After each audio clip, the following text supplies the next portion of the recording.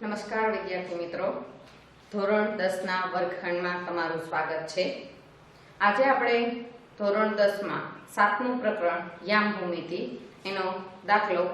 5મો છે એ આપણે લઈશું। એના પછી સ્વાધ્યાય 7.1 એનો છે દાખલો 5મો। 5મા દાખલામાં કીધું છે એક વર્ગખંડમાં 4 મિત્રો, આકૃતિ બાજુમાં તમને દર્શાવેલી છે 7.8, એમાં દર્શાવેલ બિંદુઓ A, B, C અને D એના દ્વારા દર્શાવેલ સ્થાન ઉપર બેઠા છે। બાજુમાં આકૃતિ આપેલી છે। હવે એમાં ચંપા અને ચમેલી વર્ગમાં આવી અને થોડી મિનિટોના અવલોકન બાદ ચંપાએ ચમેલીને પૂછ્યું કે શું તું એવું માને છે કે ABCD ચોરસ છે? ચમેલી અસહમત થાય છે, એટલે અંતરસૂત્રનો ઉપયોગ કરી કોણ સાચું છે તે આપણે શોધવાનું છે। હવે બાજુમાં જે આપણે આકૃતિ આપેલી છે એની ઉપરથી બિંદુઓના યામ આપણે મેળવીએ। તો એના યામ સૌપ્રથમ મેળવીએ તો એમાં 3 અને 4 એટલે કે x યામ 3 અને y યામ 4 એટલે બિંદુ આવશે 3, 4। બીના યામ આપણે મેળવીએ તો બી છે એમાં y યામ 7 અને a યામ આવશે 6। સીના યામ મેળવીએ y યામ 4 અને x યામ આવશે 9 અને ડીના યામ મેળવીએ તો x યામ 6 અને y યામ 1 આવશે। આની ઉપરથી આપણે કયા કયા બિંદુઓ આવશે તે નક્કી થઈ ગયું। દાખલો 5મો। આ 5મા દાખલામાં આપણે બિંદુઓનું નિરૂપણ જોઈ ગયા કે A બિંદુ 3, 4, B બિંદુ 6, 7, C બિંદુ 9, 4 અને D બિંદુ 6, 1 મળે છે। હવે આપણે છે આ ચોરસ છે કે નહીં એ જોવું છે। જો ચોરસ હોય તો આપણે આગળ ચોરસના ગુણધર્મો છે એ જોઈ ગયા કે બધી બાજુઓ સમાન હોય, એટલે કે AB, BC, CD અને DA સમાન હોય અને વિકર્ણો પણ જો સમાન હોય તો આપેલ ચતુષ્કોણ ચોરસ છે એવું સાબિત થઈ જાય। તો એના માટે આપણે AB, BC, CD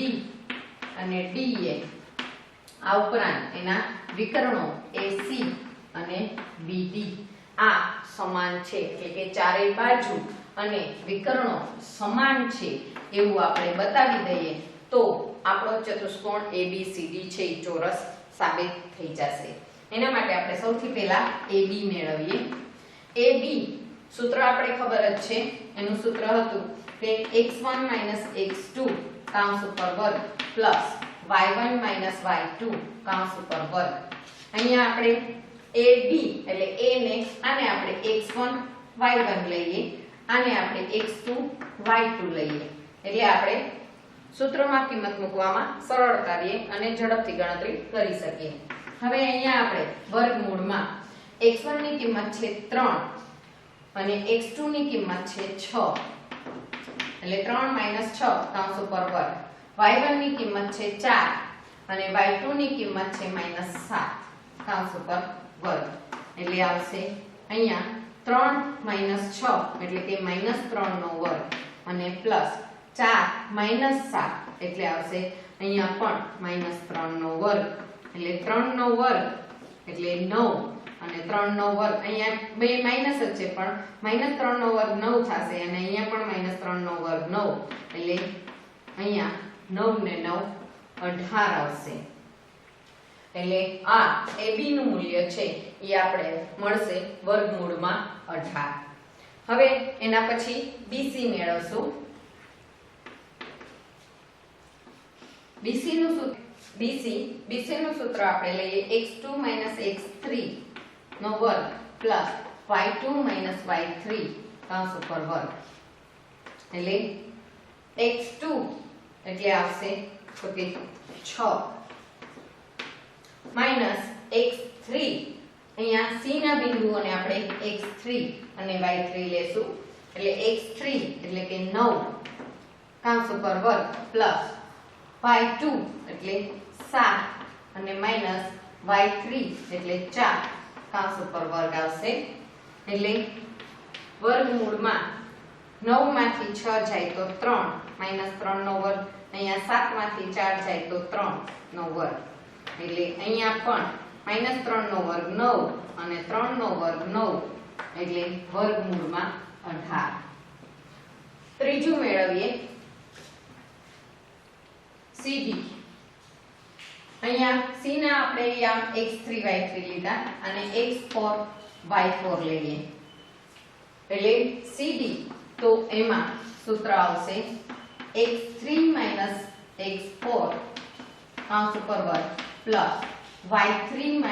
y4 કાંસ ઉપર વર્ગ x3 ની કિંમત છે 9 માઈનસ x4 ની 6 કાંસ ઉપર વર્ગ y3 ની કિંમત છે 4 માઈનસ y4 ની કિંમત છે 1 એટલે વર્ગમૂળમાં 9 માંથી 6 જાય તો 3 નો વર્ગ અને 4 માંથી 1 જાય તો પણ 3 નો વર્ગ એટલે વર્ગમૂળમાં 9 પ્લસ 9 3 નો વર્ગ અને 3 નો વર્ગ બે 9 પ્લસ 9 એટલે 18 અને CD આ પછી આવશે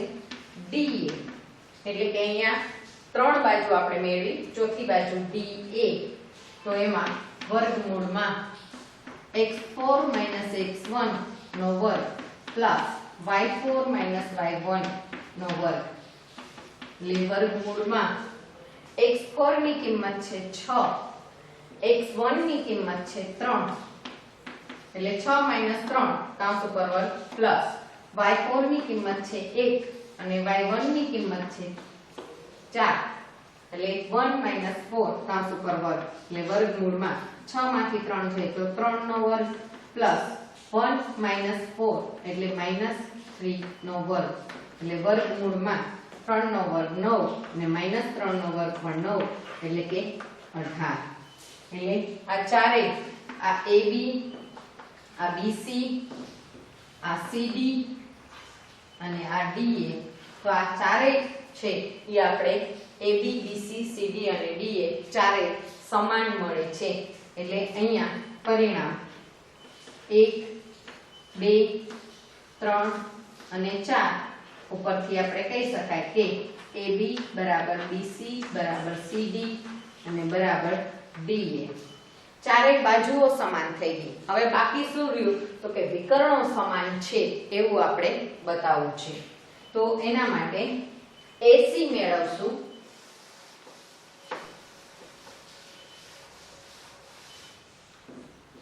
તો AC બરાબર વર્ગમૂળમાં A ને આપણે x1 અને C ને આપણે x3 એટલે x1 x3 નો વર્ગ પ્લસ y1 y3 નો વર્ગ કાંસ ઉપર એટલે x1 નું મૂલ્ય છે 3 માઈનસ x3 ની કિંમત છે 9 પ્લસ y1 ની કિંમત છે 4 માઈનસ y3 ની કિંમત છે 4 એટલે વર્ગમૂળમાં અહીંયા 9 3 એટલે કે -6 નો વર્ગ 4 માંથી 4 જાય તો 0 એને 0 નો વર્ગ નથી લખતા એટલે કે અહીંયા 6 નો વર્ગ એટલે વર્ગમૂળમાં 36 અને AC મેળવવું હોય તો અહીંયા 36 નું વર્ગમૂળ નીકળશે 6 અંતર હંમેશા આપણે ધન લેશું એટલે AC 6 હવે બીજું આપણે મેળવીએ BD તો BD B ને આપણે x2 y2 અને D ને આપણે x4 y4 કીધા એટલે વર્ગમૂળમાં x2 x4 કાંસ ઉપર વર્ગ પ્લસ y2 y4 કાંસ ઉપર વર્ગ લઈએ એટલે વર્ગમૂળમાં x2 એટલે છે 6 અને x4 એટલે પણ છે 6 નો વર્ગ પ્લસ y2 ની કિંમત છે 7 અને y4 ની કિંમત છે 1 એટલે આવશે 6 માંથી 6 જાય તો 0 પ્લસ 7 માંથી 1 જાય તો 6 નો વર્ગ એટલે વર્ગમૂળમાં 36 એટલે BD બરાબર આવશે એની કિંમત 6. એટલે અહીંયા આપણે AC અને BD એના વિકર્ણો પણ સમાન થઈ ગયા. એટલે ચોરસના બધા ગુણધર્મોનું પાલન થાય. એટલે કે ચતુષ્કોણ ABCD